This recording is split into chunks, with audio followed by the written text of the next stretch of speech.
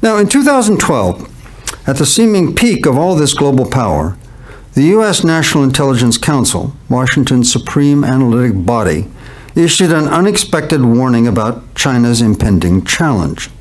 Let me quote from this important report, which was generally overlooked by the American media. Quote, "By 2030, no country will be a hegemonic power, largely reversing the historic rise of the West since 1750. Asia will have surpassed North America and Europe combined in terms of global power based on GDP, population size, military spending, and technological investment. China alone will probably have the largest economy, surpassing that of the United States a few years before 2030. My book has collected a few all-important but I think often ignored indicators that reveal the full extent of that Chinese challenge. As shown in the race, for example, in worldwide patents, American leadership in technological innovation is clearly on the wane. Now, going back to 2008, the United States still held the number 2 spot behind Japan in worldwide patent applications, with 232,000 for Americans, although China at 195,000 was closing fast, thanks to a blistering 400% increase since 2000. 6 years later, in 2014, the situation had changed dramatically.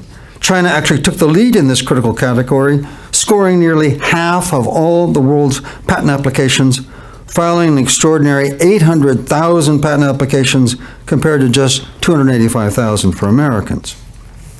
With supercomputing now critical for everything from code breaking to consumer products, in 2010, China's Defense Ministry beat the Pentagon by launching the world's fastest supercomputer, the Tianhe-1.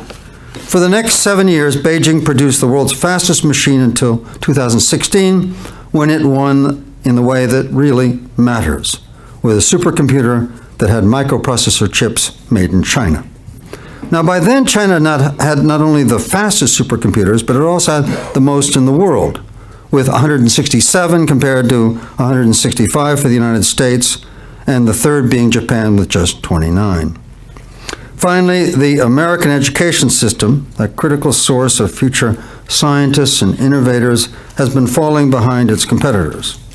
In 2012, the OECD, the Organization for Economic Cooperation and Development, I call it the Rich Countries Club, tested 500,000 15-year-olds worldwide, and the tests are no-cheat tests. The test given in China is administered by Australians, in Australia by people of the country, so no gaming that test, serious test.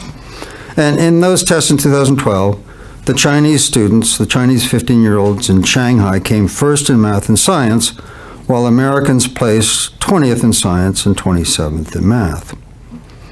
Well, that was pretty upsetting, 20th in science, 27th in math. We got really upset. President Bush had already launched the No Child Left Behind.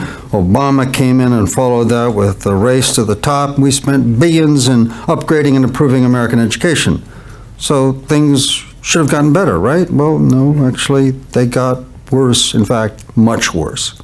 3 years later, in 2015, Americans' standing slid further to 25th in science and, I can't believe this, 39th in math. Yes, 39th in math. I checked that, I double-checked that.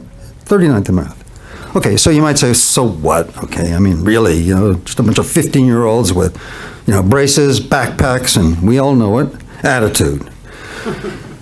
Well, we care because by 2030, those 15-year-old test takers will be the mid-career scientists and engineers determining whose computers survive a cyber attack and whose satellites evade a missile strike and whose economy has produced the next best thing. After years of abjuring, of denying any aspirations to power, Beijing's actions over the past 3 years, particularly its construction of naval bases in the South China Sea, have revealed Beijing's subtle two-part strategy for challenging U.S. global hegemony.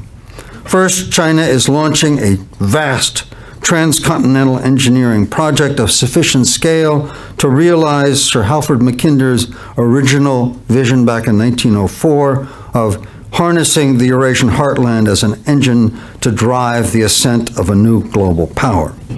Second, China is constructing naval bases for severing those circles of steel that Washington, for the past 70 years, has arrayed around the perimeter of the Eurasian continent.